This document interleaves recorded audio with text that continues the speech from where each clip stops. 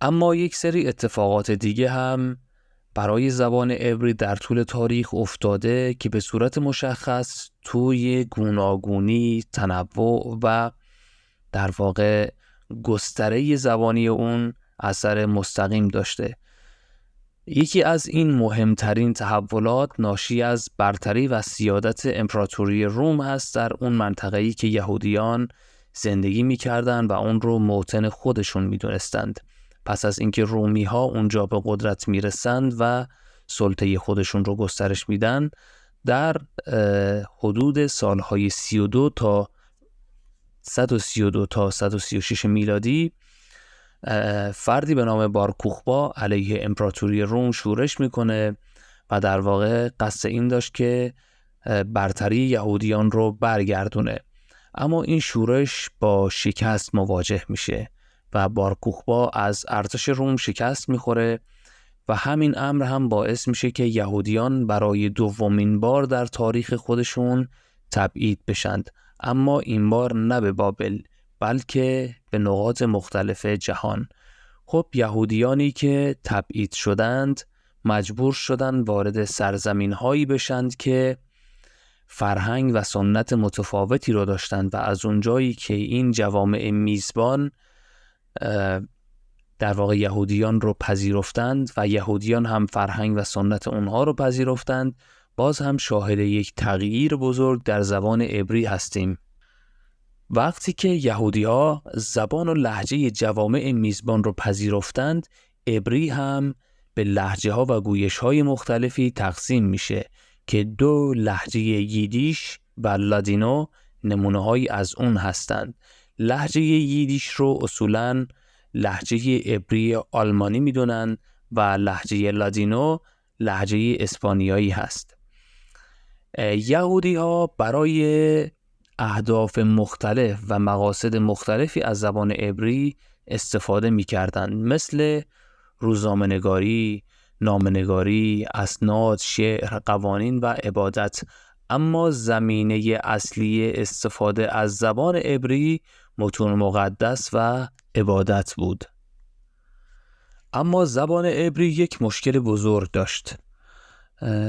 حروف و الفبای زبان عبری همگی صامت بودند، یعنی صدادار نبودند و این بزرگترین ایراد و نقص زبان عبری محسوب میشد. به همین دلیل در حوالی سال 200 میلادی یهودیان متوجه شدند که برای دسترسی آسان‌تر و یک نواختی الفبای عبری به یک سری مصوت‌ها و یا واکه‌های نیاز دارند که حروف بی صدا یا صامت رو صدادار بکنه و این امر میتونست زبان عبری رو کاربردی تر بکنه و به غنا و در واقع استقبال اون بیانجامد، استقبال از زبان عبری بیانجامد. گروه های مختلف یهودی هم سیستم هایی رو به این منظور ابداع کردند، یعنی سیستم های آوایی و انواع مختلف صدادار کردن و حروف رو توسعه دادند که از میان اونها فقط سیستم ماسوریت ها بعدها باقی موند.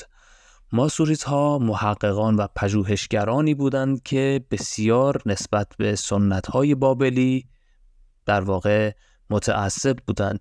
اونها خودشون رو متعهد به حفظ سنت های نوشتن و خوندن بابلی می دونستند و نگرانی بزرگ اونها این بود که سیستم آوایی جدید یا این صدادار کردن حروف یا حروف صامت متون مقدس رو از بین ببره.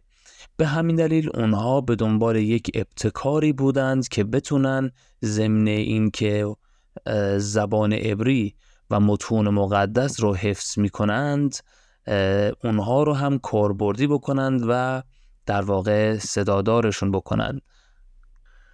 به همین دلیل بود که اونها اومدن یک سری علائم خاص رو ایجاد کردند که یا در داخل حروف قرار می گرفت یا در اطراف اونها. این یک نوع سیستم آوایی هست که ما در زبان عبری مدرن و زبان امروزی در واقع می بینیمش و ازش استفاده می کنیم و توی درس‌های بعدی ما به این سیستم که بهش میگن سیستم نیکود حتما میپردازیم و اون رو مورد بررسی و همچنین با روش‌های کاربردی مورد استفاده قرار خواهیم داد. این سیستم که در داخل و یا در اطراف حروف یک سری علائم شامل نقطه و خط تیره یا ترکیبی از اونها هست، در واقع این سیستم رو سیستم نیکود در واقع نامگذاری کردن. یک سیستم آوایی هست که حروف بی صدای عبری رو صدادار میکنه.